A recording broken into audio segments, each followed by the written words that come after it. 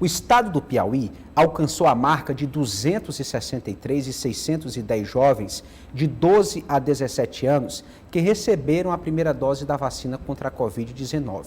E 146.914 já estão com o esquema vacinal completo, pois receberam a segunda dose do imunizante. Todos os 224 municípios piauienses já aplicaram a primeira dose e a segunda dose neste público. Apenas a cidade de Juazeiro do Piauí, por problemas técnicos, não efetivou o registro das D2 aplicadas no vacinômetro, que já constam no vacinômetro da CESAP. As vacinas para esta faixa etária começaram a ser realizadas ainda no mês de setembro. Inicialmente, o intervalo entre a primeira e a segunda aplicação era de 3 meses, mas o Ministério da Saúde, por meio de nota técnica, reduziu para 21 dias o período entre uma aplicação e outra. Para este público, ainda não foi liberada a dose de reforço. Para o público de 12 a 17 anos, a vacina que está liberada é a da Pfizer. Semana passada, os casos oficiais de Covid-19 no Piauí dispararam. Isso porque dados até então represados foram divulgados pelo governo federal. Pesquisadores avaliaram as consequências da divulgação deficiente desses levantamentos. Mais informações com a repórter Edna Maciel. Boa tarde, Edna. Boa tarde, Eliezer, e a todos que nos assistem. Sim, o ataque de hackers, Eliezer, fez com que os dados não fossem repassados de forma correta. Prejudica os dados dos vacinados, de óbitos, de casos do Ministério da Saúde, das secretarias de saúde, e aí as medidas não podem ser tomadas de forma correta.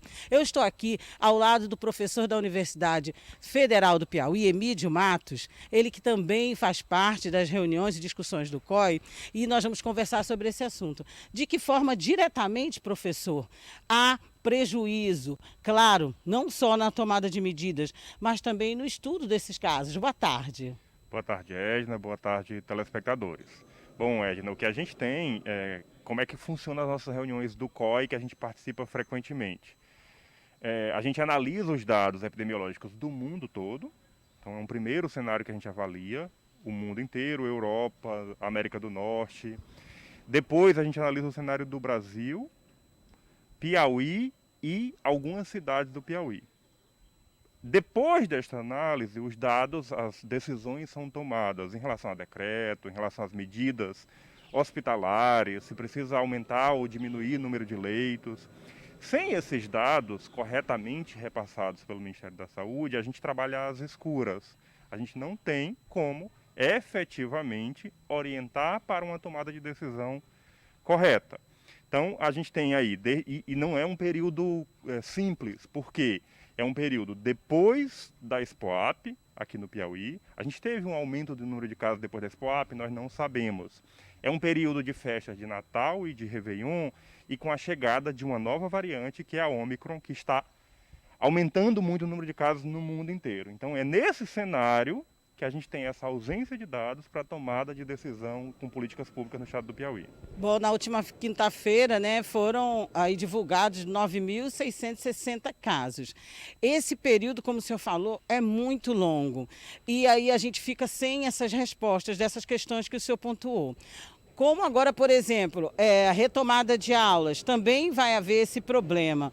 Como é que vocês vão trabalhar essa situação? Ou como o senhor vai levar essa discussão para a reunião com o Conselho?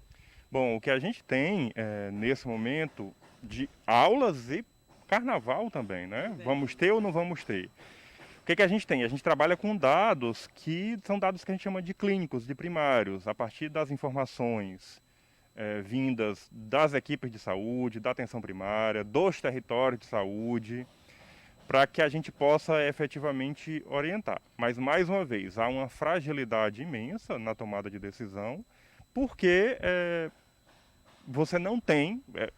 você disse aí, que semana passada foram liberados 9.660 casos. Isso não é a totalidade dos casos ainda.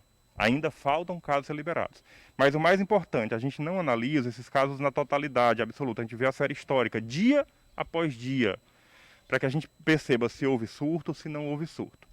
E qual é o cenário que a gente tem agora? Além da Covid-19, a gente tem a influenza, H3N2. Como é que a gente vai analisar e diferenciar o que é Covid a partir dos dados? A gente não tem como fazer essa análise precisa agora para que a gente possa efetivamente programar o retorno das aulas. Certo. Agora, uma outra pergunta também é sobre a chegada do carnaval, já que a gente sabe que toda essa análise é feita e nós já tivemos prejuízo nesses dados para saber se foi na época do Expoap, que aumentou, diminuiu, e agora já vem a chegada do carnaval. Os decretos também são afetados, né? Porque tudo é feito de acordo com esses dados.